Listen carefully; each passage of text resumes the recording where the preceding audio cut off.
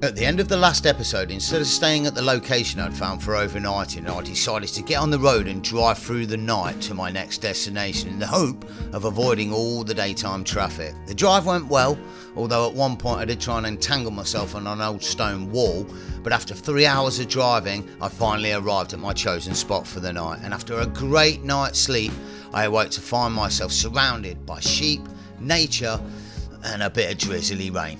Morning and welcome to Yorkshire. I'll be honest, this is not really the weather I was expecting today. It's a little bit overcast and cloudy.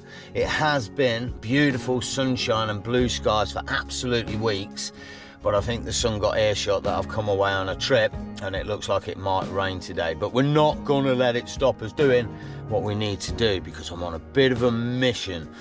Let's get on the road and I'll tell you what I'm talking about. So at the minute, I'm up near the Ribblehead Viaduct, and truth be known, we've been up here a few times over the years and done some really good hikes. We've done the Ingleton and the Whernside and a few others around. But as I'm heading north tomorrow, I was kind of looking at the map and seeing what there is that we can explore and see around here.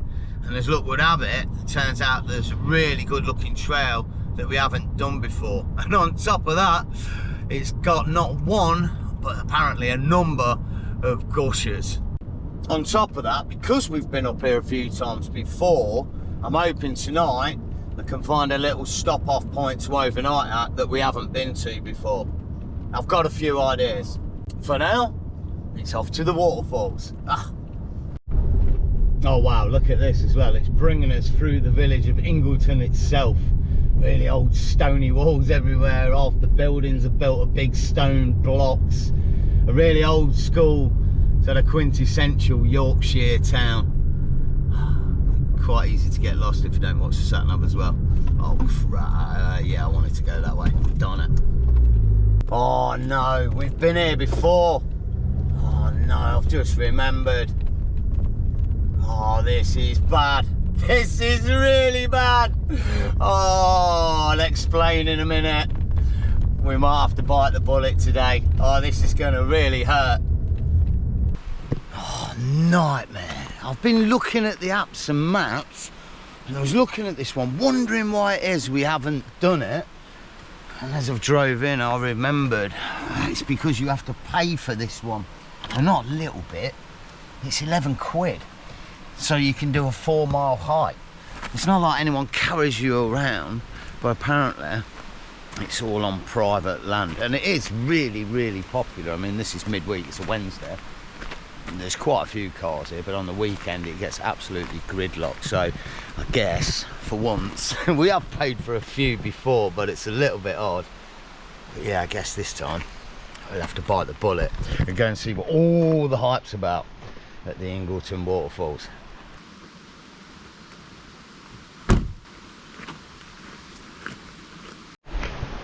Ticket in hand, or rather guidebook brochure, and a very mild amount of information. Just been trying to talk to the guy and sort of see what's what about the area. I know it's privately owned, and apparently what he was saying is originally about 1854, it's been open 140 years, so whatever that works out at, there was a family in Ingleton that already owned part of this land.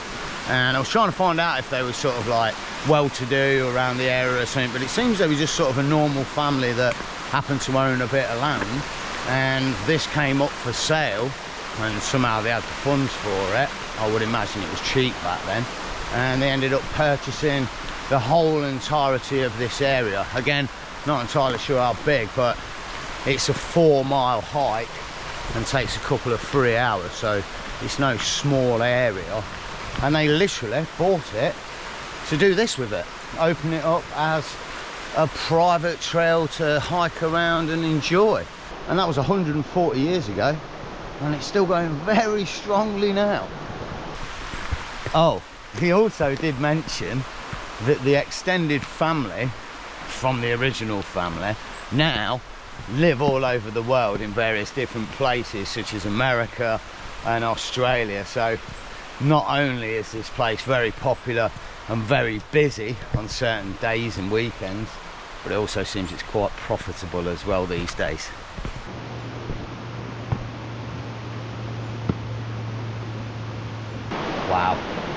This is evidently going to be quite a special little hike here, I think.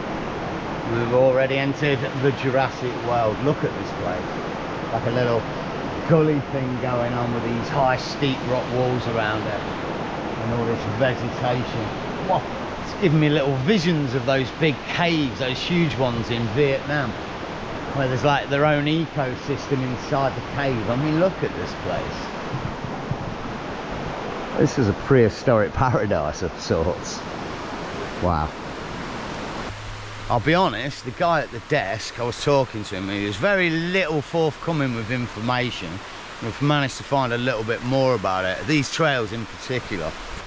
It seems the family, who aren't named, were quite shrewd, because there was an article in the Lancaster Times about this particular trail, which led to it becoming very, very popular, which is when they sort of purchased it and made it a proper trail. They have rerouted it as well, so it goes all the way around both rivers and encompasses all the waterfalls around here. So had it not been for the article in the Lancaster Times, this may never have been what it is now.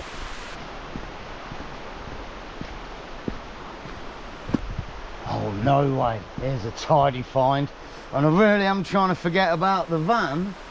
Boy, it's a proper money tree. And I'm not saying I could take the coins and pay for the van. That would be ridiculous. But I might be able to weigh it in. There's a lot of metal there. It'd go a long way to paying for the van. There's a second log down there as well. These things are absolutely blitzed with coins. Wow. You see money trees got a few stuck in them, but yeah, someone's took the time building that thing. One dark late night, just saying.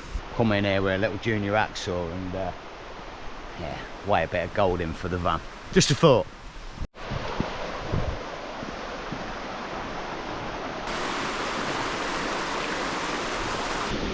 Ah, well, there's a nice shot of it. The old Peak of Falls. Apparently dropping 30 metres on 5 points. I don't know, it looks like 2, but who am I to know? It is pretty though. A very pretty little area to hike. It's getting quite warm as well. The sun started coming out. Yeah, good day for it. The first waterfall, the Peak of Falls. A proper gusher with plenty of water. Or water. Oh wow, now I get it. It is a succession of 5. There's 2, and as you come up, there's another 3 there. Beautiful. That is a very nice succession of waterfalls, to be fair. What a beautiful little spot. Right, let's keep moving, because we're nearly at the point where we turn and head to the other river, I think. I've got to be honest, I've got something niggling in the back of my head at the minute. I think that car park that I parked in is supposed to be pay and display. I'm pretty sure I saw some pay and display, like kiosks, and I didn't. I've got a horrible feeling I might have a ticket when I get back. This could be a very expensive hike. I really hope not. Oh my days, this one's looking rather impressive as we trundle round to it. Yeah, that's pretty impressive. It looks like you can actually get behind it a little bit as well. Not that I'm going to try, because it looks rather precarious. But it does remind me of the 4 Waterfalls hike, I think it is, down in the Brecons. One that you can get behind down there, but what a waterfall, stunner. Nameless as well, not a clue. Wow, what a little area. It's a proper gusher, that one, eh? Pretty impressive. I don't think you can get under it. I'm just looking. She wrote you a letter so you wouldn't forget her. Wish I could care less. It isn't my place to know what it said. My heart is Back at the car park then. I saw these earlier. I thought they were tickets for the car park. It's for EV. It looks like it might be alright. I'm not getting a ticket. More importantly for now though, I really need to go and see a friend off to the coast. It's been 3 days, so fingers crossed these are open. Oh yes. Woo. Let there be light. Okay, so I'm going to hold my hands up. The start of this video has been quite heavy on the hiking side. I hadn't planned it that way. It's just that it was quite a nice hike with a number of gushers, and well, it cost us 11 quid, so I thought I'd show you a little bit more of it than normal. That being said, let us now move on to stage 2 of the video, i.e. the car camping. And because we're up here in Yorkshire, sort of around the Ingleton area, there's a number of really good spots of beautiful views all around and all the rest of it to stop at overnight. So what I thought I'd do is we'd have a bit of a drive around and I'd show you some of the classics that you could stop at, and then thereafter we'll try and hunt a spot specifically for us for the night. Right, we're only about 3 minutes outside of Ingleton, but I'm already in scoping mode. I've just passed a spot that was literally on the top of Ingleton, just outside of it, but it felt a little bit close to my liking. So there's supposed to be another spot that's a potential for us for the night, a couple of minutes up here, basically 5 minutes out of Ingleton. I mean, in some respects, with the views like this, they're all around. It doesn't really matter where you stay. They're all beautiful, stunning spots. Wow, and this is the lay-by. I'll be honest, with that view, high potential. And I'll be honest, it looks amazing. Oh, it's so peaceful and quiet as well. Look at these sort of rocky Malham Covey style rocks as a backdrop for the evening as well. I'll be honest, I have got another spot in mind for us for tonight, a little bit further up, but if that's not available, yeah, I think I'd definitely come back here. For now, let me show you what else is available around here. Right, here we go then, coming down to the Ribblehead Viaduct, and our main real point of call, if you like, for overnighting spots around here. Let me show you what I mean. Basically, these two lay-bys up here on the road, this is where everybody overnights around here, and there's a reason for it. And the reason is not only because it's a beautiful little spot with the Ribblehead Viaduct in the backdrop for the evening, but also because it's a really good jumping off point or starting point for what's called the Three Peaks Challenge, which is a 24-mile hiking route around here in Yorkshire that encompasses 3 peaks: Whernside, Ingleton or Ingleborough, and I think Penny Ghent. The only problem with this spot for me is, and I'll be perfectly honest, is once you get about 1.5 miles up the road to here, the phone signal completely cuts out. There really is no phone signal anywhere around this area. So yeah, it's beautiful, but if you're on your Todd and you want to watch a bit of telly in the night, it's not the best spot. But hey ho, there is one other spot around here that's very beautiful, and I've stayed at a few times before, just up the road. Let me go and show you that, and then we can hunt round for our spot for the night. Oh wow, here we go. This is one of my favourite old time spots up in this area. Your destination is on the left. And there's already somebody parked here. It really is a beautiful little spot. It's only a minute up the road from the actual Ribblehead Viaduct, but nobody else sort of stays up here. You might get 1 or 2 for company for the night, but look at the views. And 9 times out of 10, when you wake up in the morning, you'll be surrounded by sheep. It's a beautiful spot. Also, this road, as it seems quite busy, does get quiet at night, but this way leads up to a place called Haws, Hawas, and as you drive up there, there's a number of other spots along this road just like this one, again with no phone signal though. For us now though, let's start prioritising where we're going to stay, and I want to try and find the spot that I started this video at, because it was a perfect spot for the night and it's along this road, but I'm not entirely sure where. I looked for it when I drove up a minute ago and I can't see it, so fingers crossed we can find it. Otherwise, I shall meet you at that lay-by.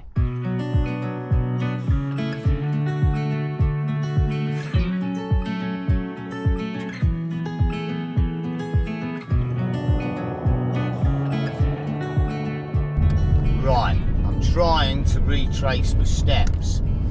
I remember I had somebody driving quite closely behind me, So I sped up along a section, came round a corner, parked up in a village on a lay-by. And the spot was after that. Scrap all that crap. I found it. It's here. Oh, wow. This is legendary.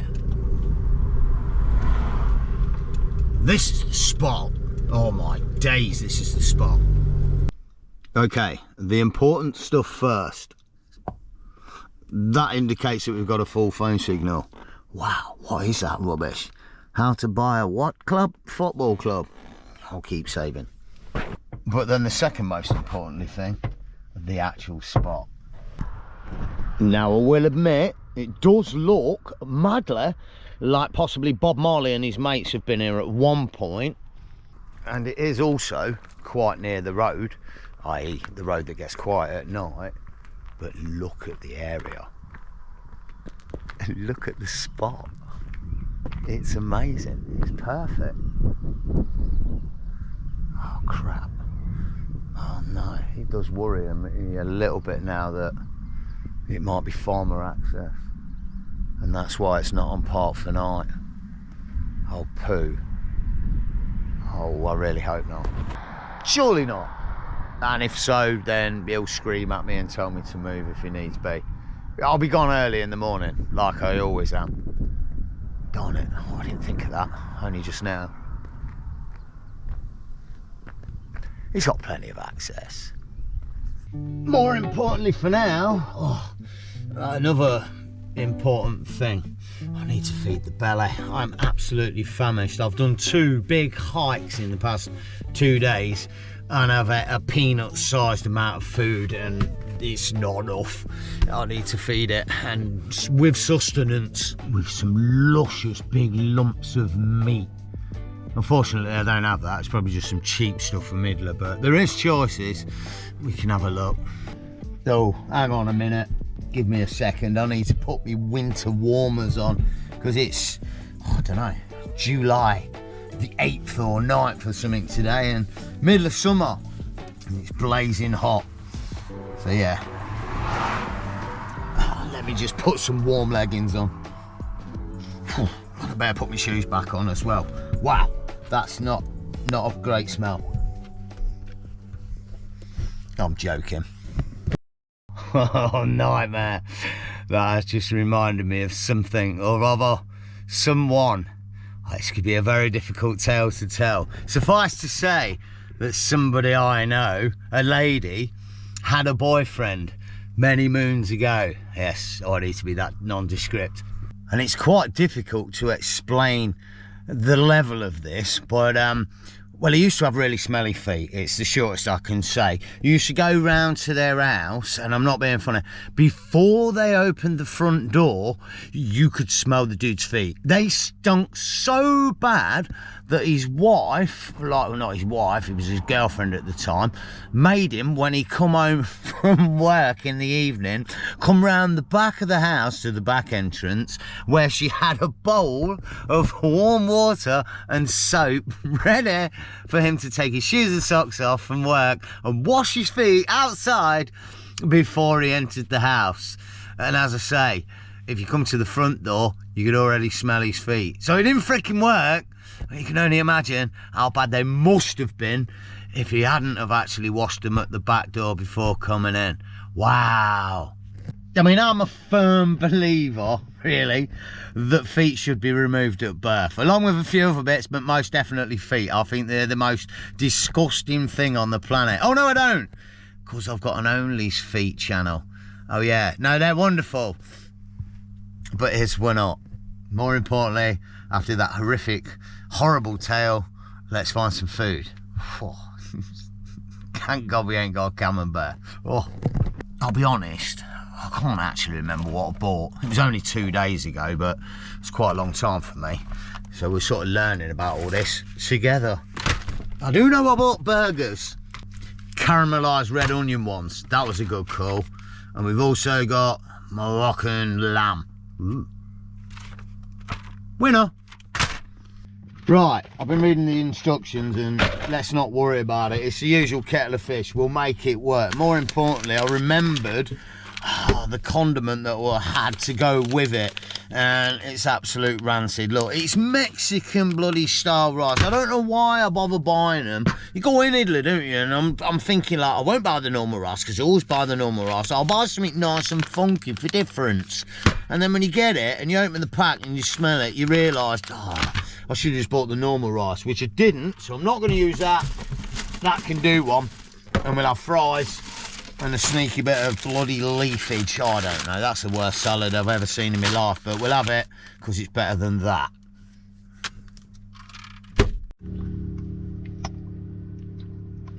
"14 minutes under a preheated medium heat grill." Yeah, okay. Yeah. Well, for once then, an actually okay edible meal. Of course there is issues with it. I've no salad dressing and absolutely no sauce for those fries, and those Moroccan shittings have got a minimal amount of moisture left in them, so this whole meal is going to be pretty dry, but at least it's going to fill me up with a bit of sustenance. And hopefully, if I can find it, PSG is about to play Real Madrid in the Club World Cup. I haven't been following it. I've only seen a few games, but it's been pretty good. What's everyone else's thoughts on it? Is it a tournament that should keep going, or should we knock it on the head? I think it's a good tournament if you're a decent team, Man U supporter, for being in before pre-season, if you know what I mean. But yeah, intrigued. Has everyone been watching it, or yeah, what do you think? Waste of time or pretty good? For now, I'm going to munch a bit of Moroccan. Well, the belly's full. PSG are winning the football 3-0 at half-time against Real Madrid. It's 9 o'clock and it's a beautiful evening. It's more beautiful that side. Wow, look at these clouds. What an amazing spot.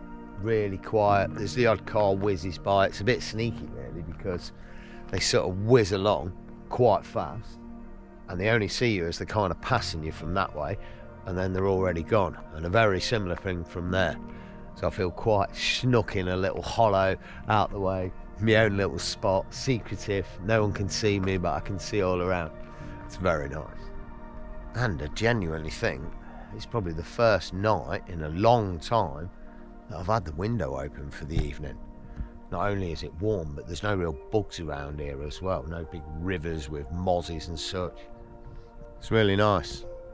I don't know what it is about this little trip and this little spot. We had Scotland for 7-8 days a few weeks ago, and that was a wonderful trip, but yeah, this has got a real vibe to it. I'm a little bit miffed that it's not going to be a lot longer than I wanted it to be. 4 days away is not long enough. But saying that, yeah, the odd evening in the wilds away from it all, yeah, it's pretty good.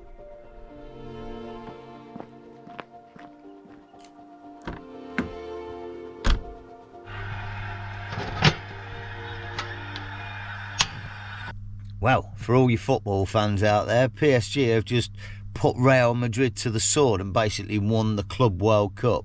I mean, they haven't. They're in the final in a few days' time against Chelsea. So, hey-ho, yeah, they've won it. That's mad. More importantly for now, though, I want to check out how good this phone signal is here. With a little bit of doom. The Dark Ages. I haven't got a controller with me, but I figured I'd be able to play it with keyboard and mouse. Oh, might not be able to. Nightmare! Ah, it's telling me to press A. Yeah, that's not working. Oh, come on, you must be able to play it with a keyboard and mouse. I have to say, that's a bit of a disgrace. If you're an old school gamer like me, Doom was one of the original first person shooter games, and it was keyboard and mouse only, and now it's controller only. Oh, that's rubbish. Good news. Seems Age of Empires will still let me play that with a keyboard and mouse. Happy days. I think I'm going to go and lose a few hours on the laptop and then settle down for the night, and I'll catch you guys in the morning. Honestly, what a spot. It's about 10:15 now, and there's still a nice bit of light and a nice view around. It's beautiful.